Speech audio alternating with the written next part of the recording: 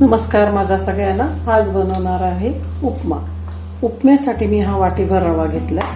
कांद्याऐवजी मी कोबी घेतली, ओले वाटाणे घेतले, फ्रोझन आहे इथे, मिरची, कढीपत्ता, कोथिंबीर, गाजर, जिरा फोडणीसाठी, चमचाभर मी छोट्या चमचावर साखर घेतली, काजू घेतलेत। उडदाच्या डाळीऐवजी मी मुगाची डाळ घेतली आहे आणि हा मीठ घेतलाय मी चवीपुरतं। आता हा रवा मी भाजून घेते। तर गॅस मी चालू केलाय, पॅन ठेवलाय, त्याच्यामध्ये हा रवा भाजते।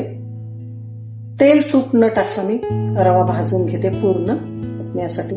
अगदी खरपूस भाजून घ्या, चांगला भाजला खरपूस, मग रवा सुटसुटीत आणि मऊ होतो।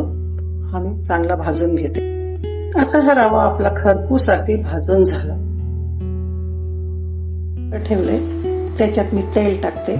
मी तूप नाही टाकत, मी तेल वापरते उपम्यासाठी।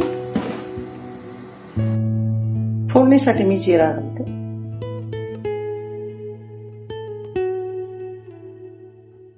मिरची, कढीपत्ता टाकते, कोबी घालते। मी कोबी का वापरते, बरीच लोक ना कांदा खात नाही उपवासाला, म्हणून मी कोबी टाकते। तुम्हाला टाकायचं तुम्ही कांदा टाकू शकता। हे सगळे साहित्य मी टाकते त्याच्यात। गाजर, तुम्ही गाजर, शिमला मिरची, बीन्स भाज्या टाकू शकता। आणि एक लक्षात ठेवा, 1 वाटी रव्यासाठी 2 वाट्या पाणी घालायचं, आणि ते पण उकळलेलं पाणी।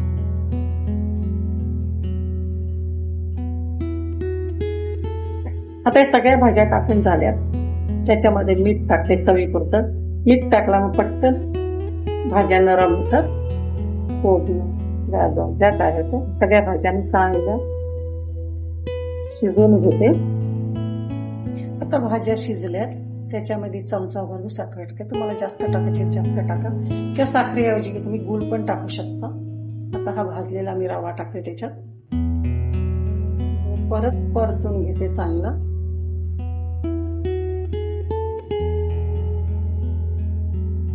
आता चांगला रवा मिक्स करून घेतलाय। त्याच्यामध्ये मी 1 वाटी रव्यासाठी 2 वाटी पाणी, 2 वाटे पाणी उकळून घेतलंय, ते मी त्याच्यात घालते।